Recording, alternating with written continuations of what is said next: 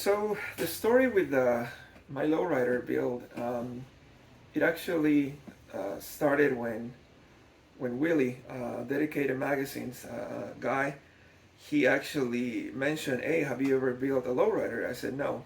I told a previous small story, and then he was like, "Okay, here you go. Now go ahead and build one." So I am known for paying attention to details. I like to really work. There's a saying, and I kind of like live by it: the devil's on the details.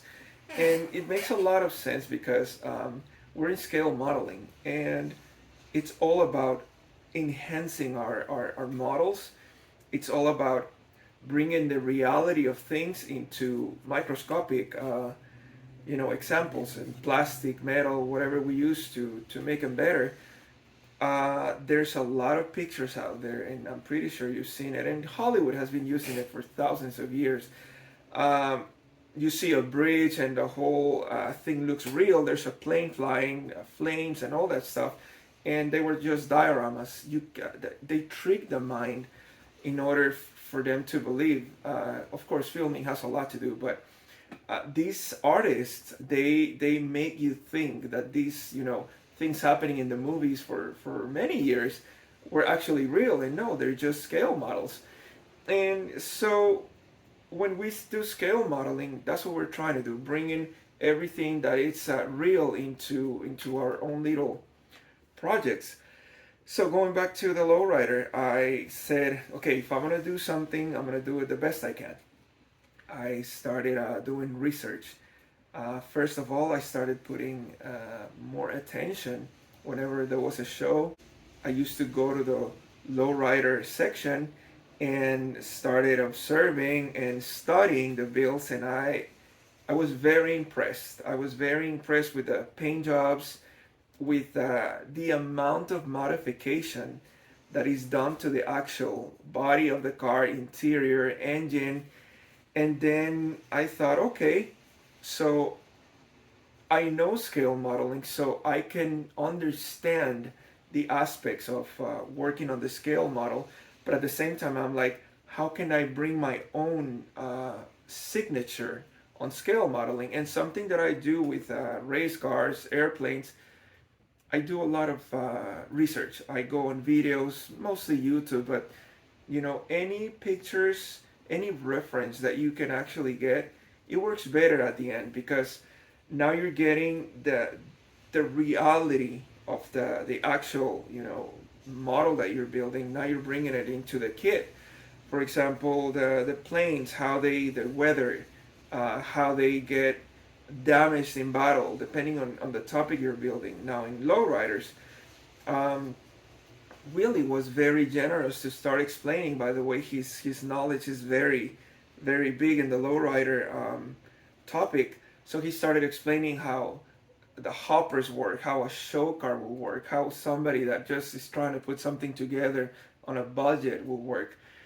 And me coming from a background of racing, I understand engines, I understand suspension, I understand chassis fabrication. So I started putting everything together, and I came up with the conclusion that I was going to build a lowrider that it's very close to the real things. The suspension has to work. The At the same time, it's not just making it go up and down, but visually making it appealable to the eye, or making it close to the real thing and not just something that's functional. Now we have the visual aspect, the aesthetics of how suspension looks, but at the same time, the challenge is at doing it at a scale is that you don't have the versatility of just going and buy parts like on a regular lowrider, throwing them on the car and it'll work and it'll look real, of course. But on scale modeling, having that same functionality of the real car, but now making it look perfect to scale, that's where the challenge is really, really laying. So I went through thousands of hours of videos. I went through videos on how guys fabricate lowriders, the type of suspensions they use, the hydraulics they use, how things are connected, why they work the way they work. So I was able to bring all that into my build. Now the actual build. So the more I research lowriders, I noticed that every lowrider tells a story, even with the name. Uh, the name involving all the graphics, the artwork, the family or the person or the shop that built it. It kind of like brings back a story within the culture, of course. The culture is not about, speed is not about, the culture is about art. It's about how the stance of the car, bringing the era of the cars. I noticed that, certain eras work different than others. So the more I watch videos and the more I actually learn from Willie about the eras, the styles, I got more involved in it. So that's the turning point when I said, okay, what kind of a story will my car tell? So my car is telling a story. I am originally from Guatemala, and Mayan culture is huge in Guatemala. We have the northern section of Guatemala, which is Petén, Tikal, and that's the very center of Mayan civilization. So I said, I'm going to bring that background from my own culture into my own build. So that's when I decided to do a Mayan topic on my car. Another thing that I brought into the build is my mother. My mother's favorite color was turquoise. So I said, okay, definitely my build will have my mom's favorite color in it. So I added a lot of turquoise in the car. At the same time, she always liked the color burgundy. Burgundy, she said that it was to her a very elegant color. Every time she see a burgundy color or a car or something, she would like the color. She said that it kind of like it has that wine, very specific feeling for it. Like a something very elegant. So I decided to throw a little bit of burgundy on the car as well. And after researching many Mayan art, which is it's another huge topic that is very attractive and interesting, I came up with the name Yax Balam. So Yax is blue, and Balam it's a jaguar. That's a Mayan. In Guatemala, we have somewhere around 4 main languages, and that is just on the Mayan section. That's removing Spanish from the equation. But we have somewhat like 4 main languages, Mayan languages, and like 27 different dialects. Personally, I don't speak any of them. It's just in certain groups that they speak these languages and dialects. But doing research on the most old school Mayan language that I could find, that's when I came across Jax, which is blue, and Balam, which is a jaguar. So that's the name of my car, the Jax Balam, blue jaguar. And throughout the whole car, you will find a lot of Mayan art, which I did by hand. I have throughout the documentary, you will see me doing the drawings and everything, but everything in this car, of course, is done by myself, but it's done by hand. And the reason why, because the Mayans, they used to do this on rocks. They used to have chisels and shape and everything rocks, and that takes hundreds of years to do and to perfect. So if I'm bringing that part of the culture into a build, why am I not going to bring this effort, this perfection, this art into something like this? So that's why I decided to do it by hand. I came across every piece of plastic. I was practicing, and it's microscopic. And I will show you later videos and close-ups of the whole art. But I decided to do it by hand because of that reason. I wanted to bring that aspect of the Mayan culture that it's so admirable. What these guys did with jade, with gold, in rock, in stone, their pyramids. It's impressive. So I wanted to kind of like bring that aspect of the culture into my build.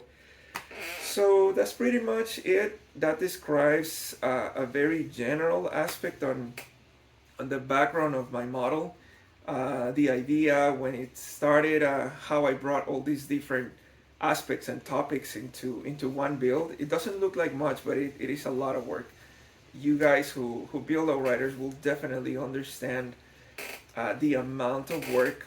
I have seen people investing hundreds of hours, and and I am very near that point. My interior is invest is it's displaying hundreds of hours. I'm customizing a lot of the things, and I want to present something that I know it has been done before, but perhaps not done in this way. I am presenting a model that has hundreds of hours of just handmade art, modifications, and at the same time bringing the aspect of reality of how the real cars look like, and showing it in the suspension, engine. Um, Another thing that it's incredibly mind blowing is all this metal etching that people do, all these metal forms and how they scribe on the metal. I also figure out a way to bring it into my model, and there's a lot of metal etching on the metal parts, suspension, how they do it on the real lowriders. So that's a pretty much like a general overview on my car, how I brought it together, how I pieced it together through different um, disciplines, if we can call it like that. And hope you guys enjoy the rest of this documentary. I will try. I'm not a professional filmer, like I mentioned before, but I'm doing my own thing. So I hope you guys enjoy it, and overall, go through the journey of transforming this into a final product, and then trying to make it to this historic event, which is GSL. It will be the last GSL again. So it is a challenge, definitely a challenge. And I want to take you through the journey, the struggles. I am not hiding anything from you. This is how I build, this is my stuff. One more time, I know I have a mess, but I don't have the time to start organizing. I'm just going hard on this model because I really want it completed for GSL. So thank you guys, and I hope you enjoy it.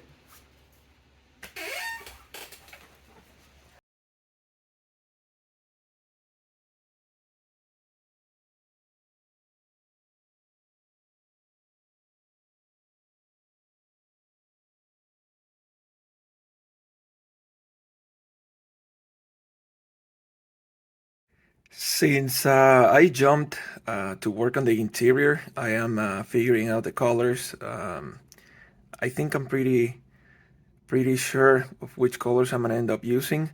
I started to work on the doors. These are my door hinges. I am going to try and finish everything that is related to fabrication, all the dirty shit. That way, I can get colors going, and I'm not messing with my final touches. Um, that way, I'm not messing with my final touch-ups on color. So this is what I have so far. I'm going to figure out the distance and geometry and all that stuff going on this side of the door, and then I'll just copy it on the other side.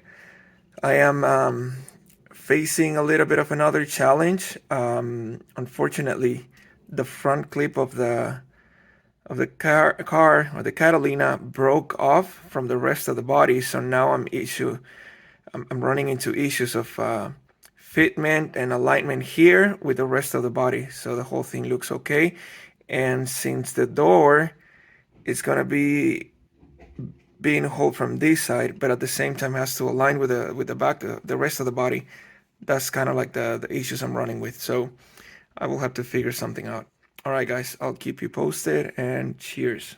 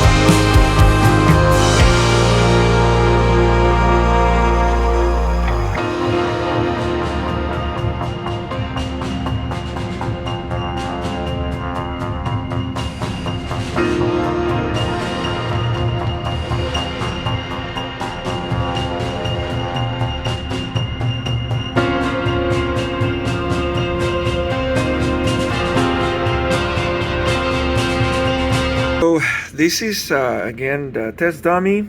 I failed trying to do the little edge. It's kind of like that cylindrical. How can I call it? Like a wire or some like a plastic thing around the seats. I'm pretty damn sure there's a name for it, but I don't know it. So anyway, I freaking tried to do it, but the paint was moving all over the place with the glue, so I messed it up. Now, my second try, I'm going to airbrush the wires. This is lead wire, by the way. It's very malleable, very easy to maneuver and to contour and the whole thing. So I'm going to airbrush this shit. After it's dry, I'm going to clear it. That way it doesn't, the paint doesn't come off that easy and do that fuck up. So let's see what happens. I will be posting more stuff. All right, guys. So I'm waiting for some parts to dry on the interior. Meanwhile, we're gonna work with the chassis. The rear end is etched or engraved already. All the suspension is ready. Now I need to test how everything's painted, the clearances for the final touches, and then if everything moves accordingly, I have to cut the little pins for the pivot points. And after that, I think we're ready to start painting and designing what kind of patterns and everything that's gonna go on the chassis. All right, I will brief you in a bit.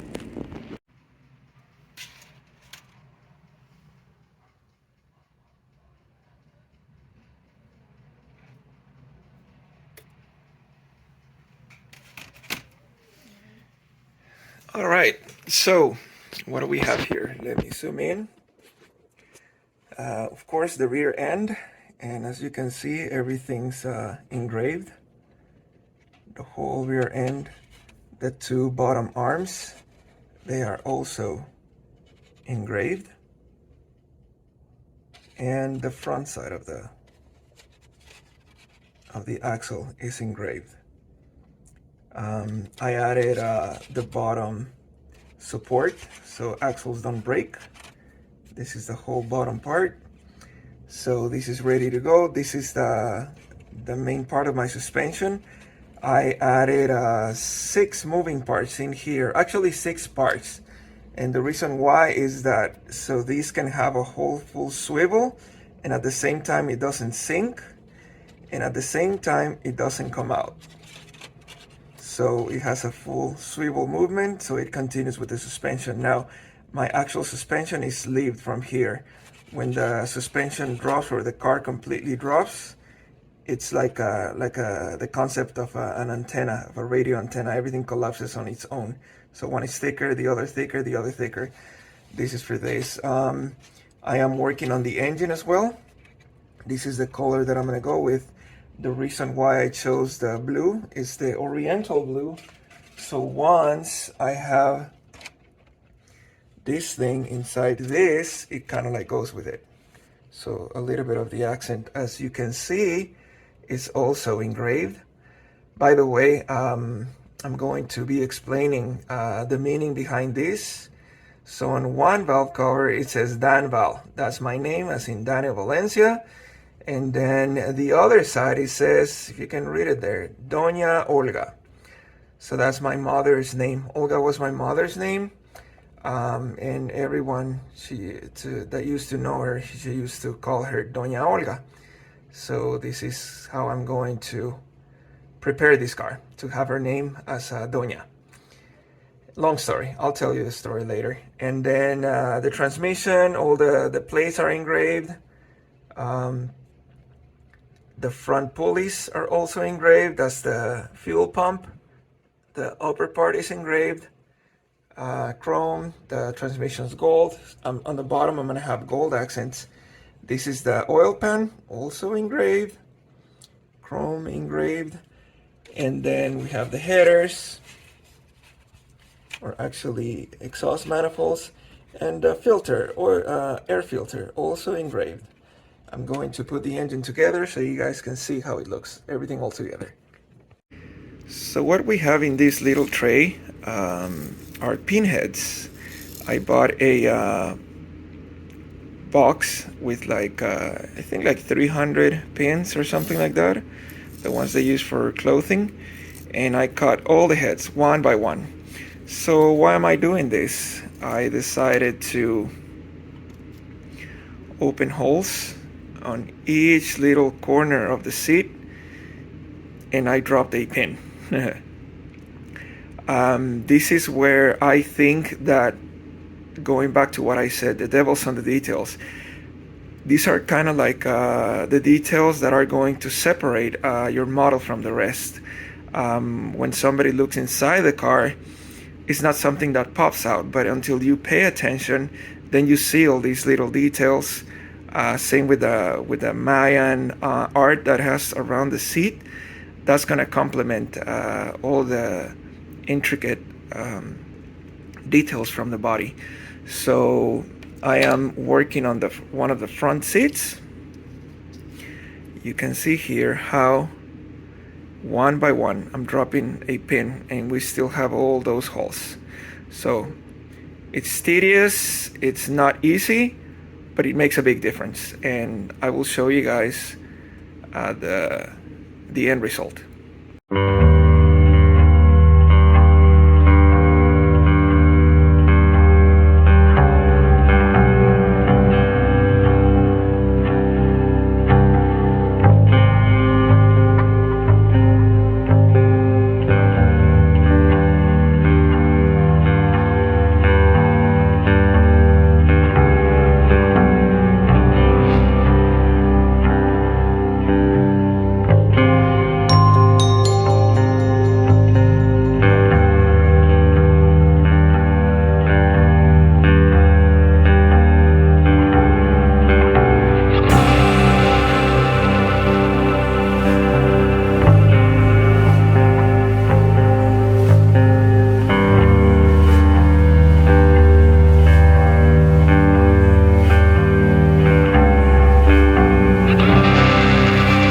So, a miscalculation.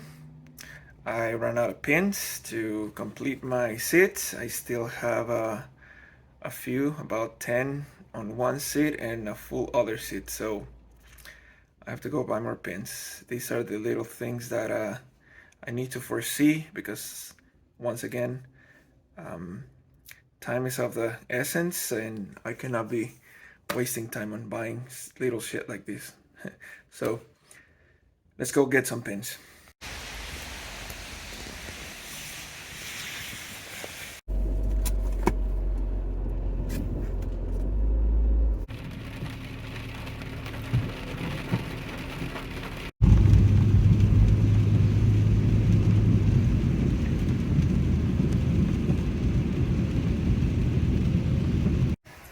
Alright guys, we're here at Michael's. So this is where I previously purchased the pins. Now we have to pretty much look for them. If you haven't been at Michael's, it's a cool place to check out. They have millions of ideas and things and crap that you can use for the cars, for the hobby in general. They have a lot of stuff. Even scale models. They sell scale models here. I will give you a little preview of what they have, but let's look for those pins.